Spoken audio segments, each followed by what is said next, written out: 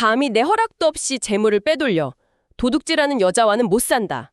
꼭 길길이 날뛰면서 결국 아내를 내쫓고 이혼에 성공합니다. 역사 썰캐스트.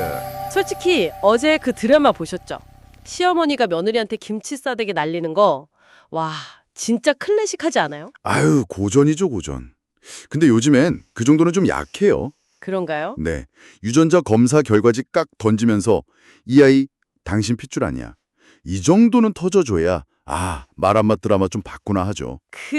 역시 자극적인 게 최고예요. 그렇죠. 근데 문득 그런 생각이 들더라고요. 우리가 흔히 조선시대 하면 떠오르는 이미지 있잖아요. 있죠. 뭔가 선비들은 다 점잖게 씌울고 맞아요. 아녀자들은 조신하게 바느질하고. 이혼이요? 칠거지약 아니면 어림도 없다 막 이랬을 것 같고. 그렇죠. 굉장히 엄격하고 모든 게 딱 정해져 있을 거라는 그런 고정관념이 있죠. 바로 그거예요. 그런데 말이죠. 네. 꿈 깨세요. 네. 조선시대야말로 진짜 원조 막장 맛집입니다. 실록을 이렇게 딱 펼쳐보면 그 딱딱한 문장들 뒤에 숨겨진 인간의 욕망이 요즘 넷플릭스 10두금 드라마는 명함도 못 내밀어요. 정말요? 아니, 양반들이 체면을 엄청 중시했을 텐데 그게 가능했어요? 기록은 다 남을 텐데요? 바로 그 체면 때문에 더 음습하고 더 찌질한 방법들이 동원된 거죠. 공식적인 사유에는 해당이 안 되니까요. 그래서 오늘 한번 제대로 파헤쳐 보려고 합니다. 조선판 사랑과 전쟁, 그중에서도 진짜 이런 이유로 이혼을 한다고? 소리가 절로 나오는 황당 이혼 사유 탑3입니다. 오, 이거 흥미로운데요? 단순히 그냥 황당한 얘기를 넘어서 당시 사회의 어떤 이면을 들여다볼 수 있겠네요? 그럼요. 자, 첫 번째 케이스부터 당신의 상식을 완전히 부숴버릴 겁니다. 뭔데요? 주인공이 그냥 양반도 아니에요. 무려 세종대왕의 손자, 옥산군이라는 로열 패밀리입니다. 와, 왕족의 이혼이라. 이건 진짜 보통 일이 아니었겠는데요. 왕실 명예가 걸린 문제니까. 그렇죠. 그런데 이 남자가 아내랑 이혼하고 싶어서 그야말로 발광을 한 거예요. 발광을요? 당시 왕이었던 성종한테 상소문까지 올리면서 난리를 쳤는데 그 이혼 사유가 뭐였을 것 같아요? 왕족이 이혼 소송까지 했다면 아까 말한 칠고 지역 중에서도 아주 심각한 거 아니었을까요? 뭐 예를 들면 간통이라던가? 땡! 네? 정답은 아내의 코골이가 너무 시끄러워서였습니다. 네. 잠깐만요. 제가 지금 잘못 들었나요? 코골이 때문에 이용을 하자고요? 네, 그것도 왕족이? 공식적인 상소문으로? 진짜라니까요. 조선 왕조실록, 그 성종실록에 아주 건조한 문체로 딱 기록되어 있어요. 와, 옥상군이 올린 상소문 내용이 진짜 기가 막힙니다. 전하, 제 아내가 밤마다 코를 고는데 그 소리가 우려와 같아 도저히 잠을 이룰 수가 없습니다. 이대로 가다간 제가 신경쇠약으로 죽을 지경이오니 제발 이혼을 윤허하여 주시옵소서. 와, 이건 뭐 황당함을 넘어서 좀 한심하기까지 한데요? 아니, 그 넓은 집에 각방을 쓰면 될 문제 아닌가요, 이게? 그러니까요. 당시 임금이었던 성종도 똑같이 생각했어요. 성종의 판결이 아주 명쾌합니다. 뭐라고 했는데요? 경도 늙으면 코를 골 것이다. 코를 고는 것은 병이지 죄가 아니다. 이혼은 허락할 수 없다. 기각? 오, 사이다네요. 아주 합리적인 판결입니다. 그렇죠. 하지만 여기서 끝났다면 우리가 다룰 이유가 없겠죠. 당연하죠. 옥상군은 포기를 모르는 남자였습니다. 코골이로는 안 통하는구나 싶으니까 그때부터 아내의 흠을 잡으려고 집안 하인들을 총동원해서 24시간 밀착 감시에 들어가요. 와, 이건 단순히 찌질한 남편 얘기가 아니네요. 칠거지약이라는 공식적인 틀에 해당 안 되니까 어떻게든 합법적인 사유를 만들려고 했던 거군요. 맞습니다. 그러다 결국 꼬투리를 하나 잡았어요. 근데 그 내용도 참 치졸해요. 뭔데요? 아내가 남편 몰래 친정에 쌀을 좀 보냈다는 거예요. 아니, 딸이 친정 부모님 걱정돼서 쌀 좀 보낸 게 그걸 도둑질이라는 칠거지약으로 엮은 거군요. 와, 진짜 집요하네요. 네. 그걸 빌미로 감히 내 허락도 없이 재물을 빼돌려 도둑질하는 여자와는 못 산다. 꼭 길길이 날뛰면서 결국 아내를 내쫓고 이혼에 성공합니다. 코골이로 시작해서 횡령죄를 뒤집어 씌운 거죠. 결국 코골이는 그냥 핑계였고 아내가 그냥 싫었던 거네요. 어떻게든 이혼 사유를 제조해낸 셈이네요. 그렇죠. 자, 근데 이건 약과입니다. 네. 이게 약과라고요? 두 번째 케이스는 더 기가 막힙니다. 이번엔 외모 때문이에요. 에이, 설마요. 못생겨서 이혼하겠다. 이건 조선시대 양반 사회에서 체면상 더 불가능했을 것 같은데요. 그런데 그 불가능한 일이 실제로 일어났습니다. 진짜요? 조선 중기 한 양반집 아들이 얼굴도 모른 채 혼인을 했어요. 그리고 첫날 밤 신부 얼굴을 처음 봤는데 봤는데 완전히 실망한 거죠. 자기 스타일이 아니라고. 뭐 실망할 수는 있죠. 근데 그걸 어떻게 표현했느냐가 중요하겠네요. 상상 이상으로 졸렬했어요. 어떻게래요? 첫날 밤부터 신방에 들지도 않고요. 그날 이후로 몇 달간 아내를 아예 투명인간 취급했습니다. 와, 거기서 그치지 않고 동네방네 떠들고 다녔어요. 내 팔자야, 내가 저런 박색과 평생을 살아야 하다니. 이러면서요. 와, 이건 뭐 인격 모독이네요. 당시 여성 지위를 생각하면 아내는 그냥 속으로만 끙끙 앓았겠네요. 보통 여자였다면 그랬겠죠. 그런데 여기서 대반전이 일어납니다. 오, 이 아내가 보통 내공의 소유자가 아니었어요. 어떤 반전인데요? 어느 날 남편이 술에 잔뜩 취해 들어온 날을 디데이로 잡아요. 문을 딱 걸어 잠그고 밖에서 시부모님 다 들으시라고 고래고래 소리를 지르기 시작했어요. 제발 저를 좀 돌아봐달라고 애원한 건가요? 아니요, 호통을 쳤습니다. 호통을요? 니놈의 눈이 삐었구나. 내 얼굴이 박색인 것이 아니라 니놈의 마음이 썩어 문드러진 것이다. 그래놓고 네가 사내대장부라 할 수 있느냐? 뭐, 대박. 완전 걸크러시네요? 그래서 남편 반응은 어땠어요? 술이 확 깼다고 해요. 아내의 그 기세에 완전히 눌려서 그날 이후 찍소리도 못하고 평생 쥐 죽은 듯이 살았다는 뭐 좀 찝찝하지만 통쾌한 결말이 전해집니다. 통쾌하긴 한데 한편으론 이 여성의 행동이 얼마나 위험했었는지를 보여주네요. 만약에 시부모가 남편 편을 들었다면 남편에게 대든 악처로 몰려서 쫓겨날 수도 있었던 거잖아요. 그야말로 목숨을 건 도박이었네요. 정확한 지적입니다. 근데 듣다 보니 궁금증이 생기지 않으세요? 이혼이 이렇게 어려운데 왜 남자들은 그렇게 끈질기게 이혼을 하려고 했을까요? 그러게요. 조선시대 이혼이 남자한텐 쉬웠던 건가요? 그냥 싫으면 온갖 핑계대서 내쫓으면 그만이었던 건지. 아니요, 절대 그렇지 않습니다. 그래서 이게 전쟁이었던 거예요. 전쟁이요? 네. 조선은 유교 국가였고 이혼을 절대 권장하지 않았어요. 근데 결정적인 차이가 있었습니다. 바로 재혼금지법 때문이죠. 재혼금지법은 남편이랑 사별한 과부한테만 해당되는 거 아니었어요? 핵심은 그 법이 여성에게만 적용됐다는 점입니다. 아, 남자는 이혼하고 얼마든지 재혼할 수 있었어요. 하지만 여자는 이혼을 당하거나 남편과 사별하면 법적으로 재혼이 금지됐습니다. 이게 뭘 의미하냐면 뭐죠? 남자가 여자에게 이혼을 요구하는 건 단순히 우리 헤어지자가 아니라 너를 사회적으로 완전히 매장시켜버릴 거야. 네 인생은 여기서 끝이야. 라는 사형 선고나 다름없었어요. 와, 잔인하네요. 관계의 단절이 아니라 그냥 한 인간의 사회적 생명을 끊어버리는 행위였군요. 그러니 여자 쪽 집안에서도 목숨을 걸고 이혼을 막으려 했겠네요. 그렇죠. 단순히 딸의 불행을 넘어 가문의 명예가 걸린 문제니까요. 맞고소하고 왕한테 억울함 호소하고 피 튀기는 법정 싸움이 벌어지는 겁니다. 정말 전쟁이었네요. 자, 이제 오늘의 하이라이트, 마지막 세 번째 사건으로 넘어가 보죠. 이건 앞선 두 사건과는 차원이 다른 그야말로 한편의 범죄 스릴러입니다. 끝판왕이 등장할 때가 됐군요. 어떤 사건입니까? 조선 명종 때 한 명문가 양반이 아내와 이혼하겠다며 소송을 겁니다. 그 사유가 아주 충격적이었어요. 뭔데요? 제 아내가 제 친구와 불륜을 저질렀습니다. 간통. 그것도 남편 친구랑요? 와, 이건 칠거지약 중에서도 가장 큰 죄 아닙니까? 빼도 박도 못하는 이혼 사유네요. 조정이 발칵 뒤집혔죠. 명문가 부인의 간통 스캔들이니까요. 남편은 막 눈물을 흘리면서 결정적 증거를 내밀어요. 증거요? 바로 아내가 친구와 주고받았다는 연애 편지였습니다. 편지까지 나왔다면 이건 뭐 끝난 거네요. 당시 간통죄는 여성에게 특히 가혹해서 사형까지도 가능했던 중죄였는데요. 네. 그런데 재판장에 끌려 나온 아내의 태도가 이상했어요. 이성했다고요? 억울하다고 통곡하면서도 너무나 당당하게 외쳤거든요. 저는 하늘을 우러러 한 점 부끄러움이 없습니다. 이것은 모함입니다. 증거가 있는데도요? 바로 그 지점에서 사건을 수사하던 관리가 이상한 끼미새를 눈치챕니다. 오, 그리고 그 연애 편지를 면밀히 감식하던 중 정말 소름 돋는 사실을 발견해요. 뭐죠? 편지에는 아내가 남편 친구와 미래를 즐겼다는 날짜와 시각이 아주 구체적으로 적혀 있었어요. 네. 그런데 바로 그날 그 시각에 아내에게는 완벽한 알리바이가 있었습니다. 알리바이란요?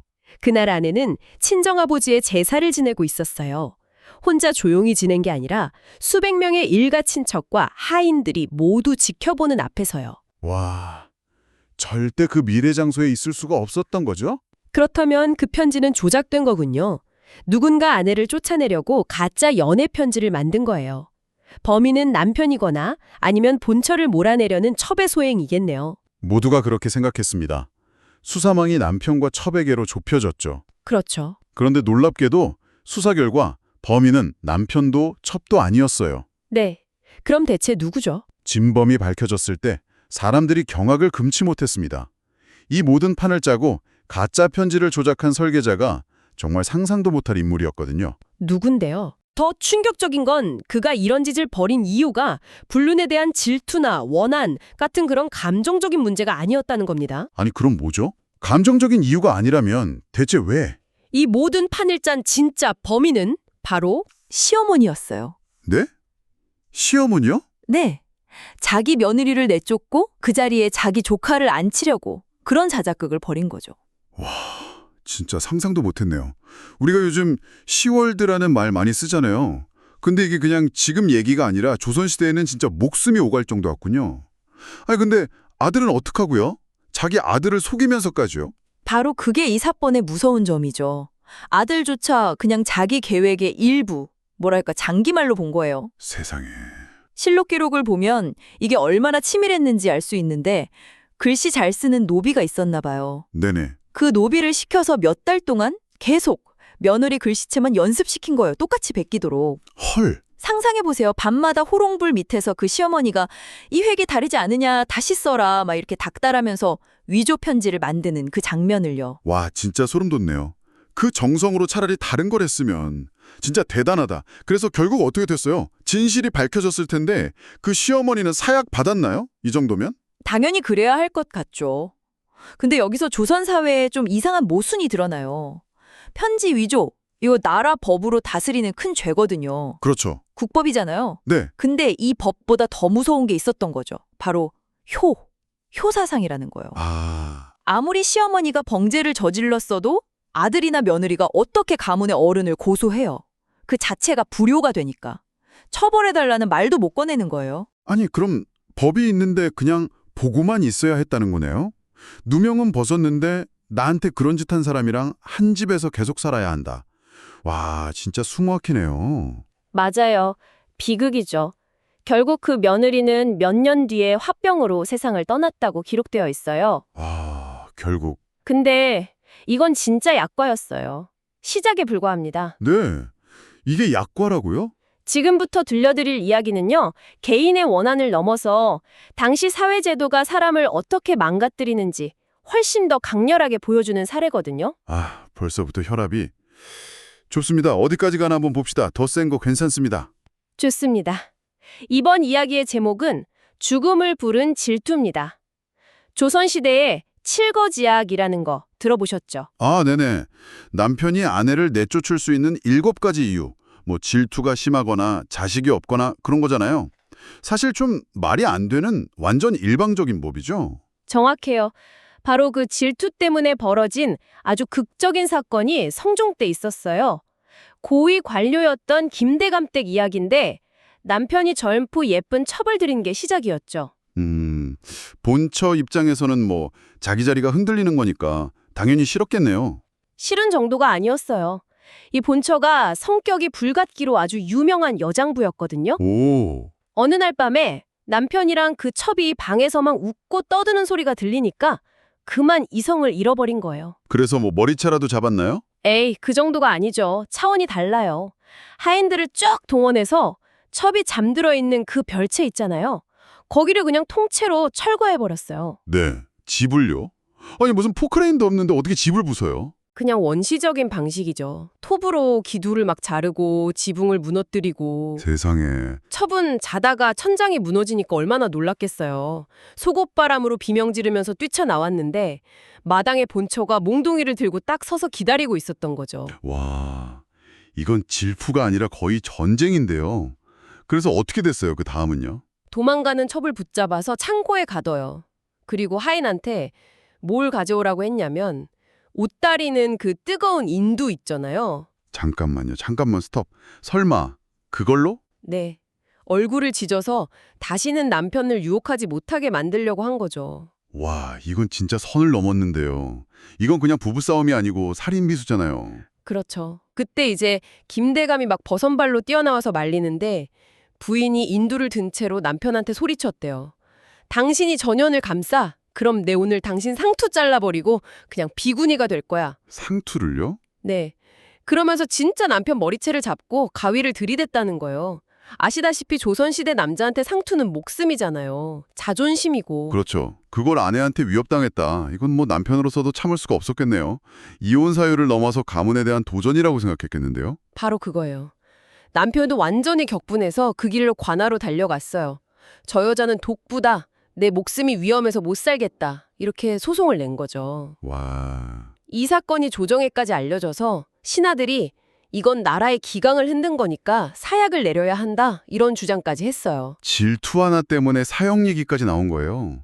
근데 좀 이해가 가는 것 같기도 해요. 이 부인의 행동이 단순히 질투가 아니라 자기 모든 걸 잃을 수 있다는 어떤 절박함처럼 들리기도 하거든요. 정확한 지적이세요. 사형은 면했어요. 아, 정말요? 친정이 어마어마한 권력가 집안이었거든요. 아, 결국 또 빽이네요, 뭐. 예, 예나 지금이나. 참 씁쓸하네요. 결국 유배형으로 마무리가 됐죠. 여기서 또 법이라는 게 신분에 따라 어떻게 다르게 적용되는지 보이는 거고요. 근데 이야기가 여기서 끝날 것 같지가 않은데요, 그 성격에. 당연하죠. 그 부인이 유배 가서 얌전히 지냈을까요? 아닐 것 같은데요? 거기서 유배지 관리랑 사랑에 빠져요. 진짜 대단한 분이시네. 근데 설마 그 관리도 유부남? 맞습니다. 기가 막히죠?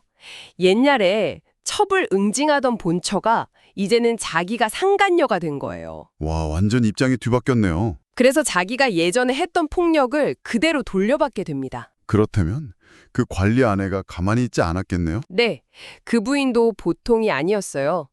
유배지로 쳐들어가서 남편 불륜녀, 그러니까 김다감 전 부인의 머리채를 잡고 마을 광장으로 끌고 나간 거예요. 어우, 그리고 동네 사람들 다 보는 앞에서 옷을 찢고 멍석말이를 했어요.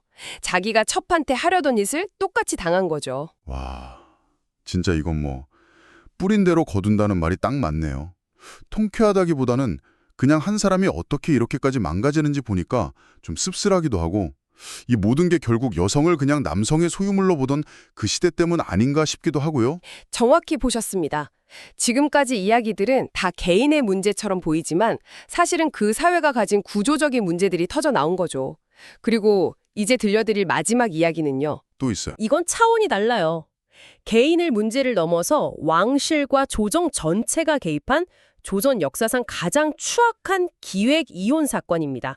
기획 이혼요? 누군가 일부러 정치적인 목적으로 부부를 갈라놨다는 뜻이에요? 네, 맞습니다.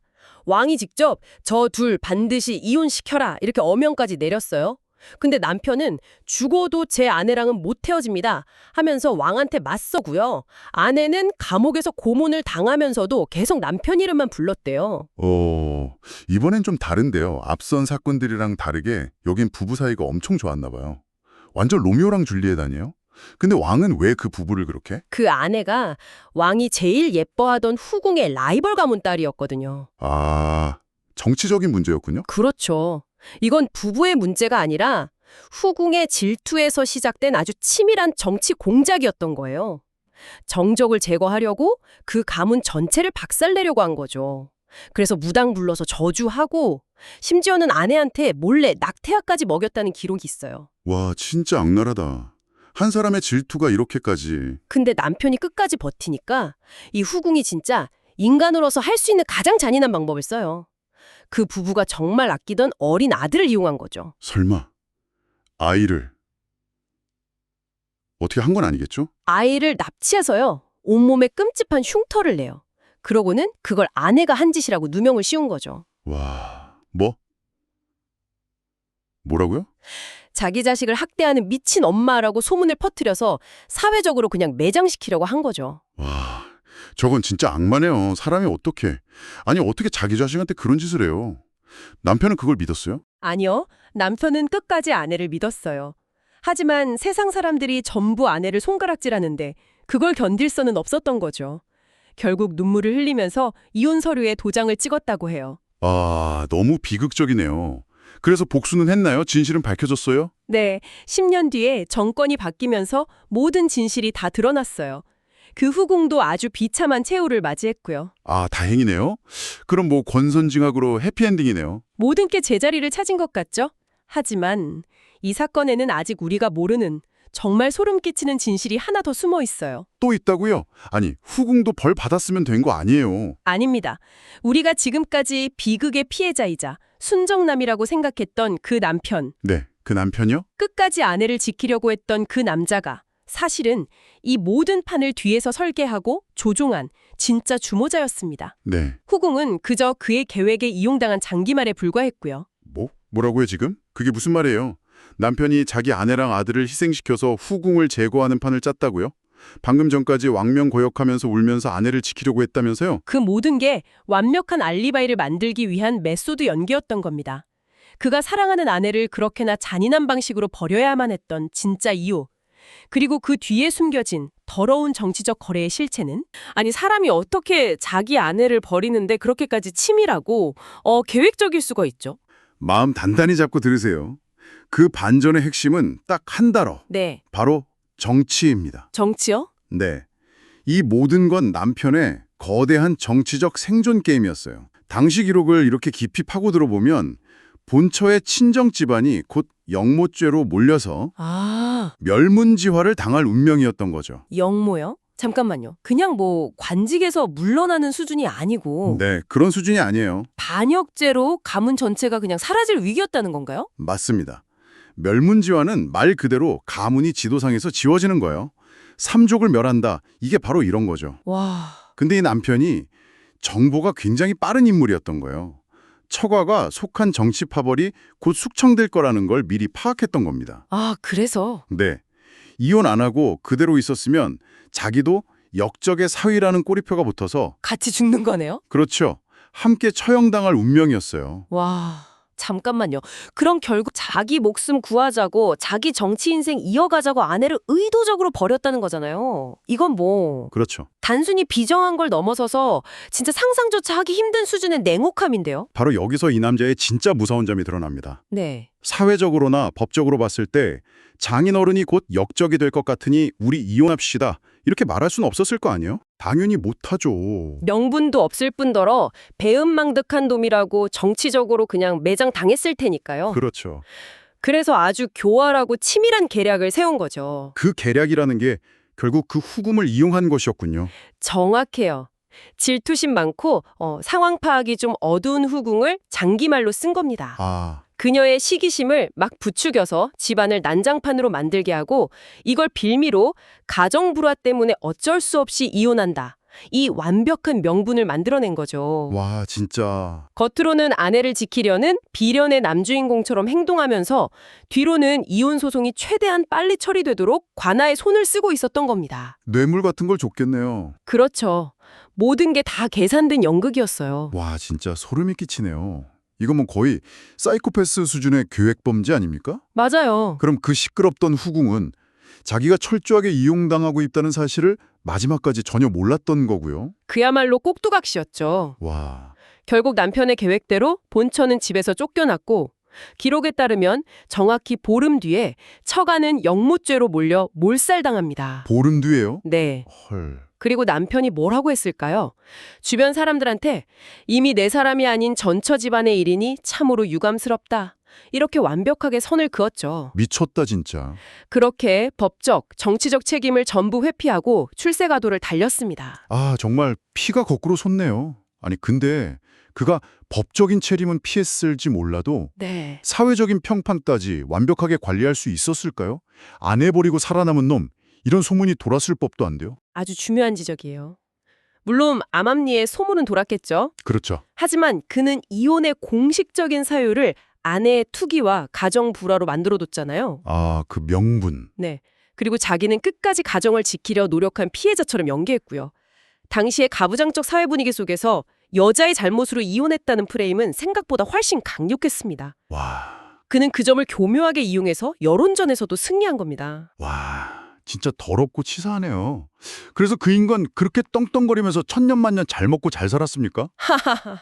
제발 아니라고 해주세요. 지금 속이 답답해서 터질 것 같아요. 역사 드라마의 묘미는 역시 인과응보 아니겠어요? 그렇죠. 만약 그게 없었다면 이 이야기가 지금까지 전해지지도 않았을 겁니다. 네네. 여기서 아까 잠시 언급했던 아들이 다시 무대 위로 올라옵니다. 아들? 기억나세요? 어머니에게 학대당했다고 누명을 썼던 등에 흉터까지 있던 바로 그 아이요. 네, 기억납니다. 아버지가 일부러 상처를 내고 어머니 탓으로 돌렸었죠. 바로 그 아들이 장성에서 모든 진실을 알게 된 겁니다. 아버지가 어머니를 내쫓기 위해 어린 자신을 도구로 사용했고 심지어 자기 몸에 일부러 상처까지 냈다는 그 끔찍한 사실을요. 와. 이 아들이 과거에 급제한 바로 그날 임금 앞에 나아가 상소문을 올려요. 급제하자마자요? 네. 그리고 자기 아버지의 죄를 낱낱이 고발해버리죠.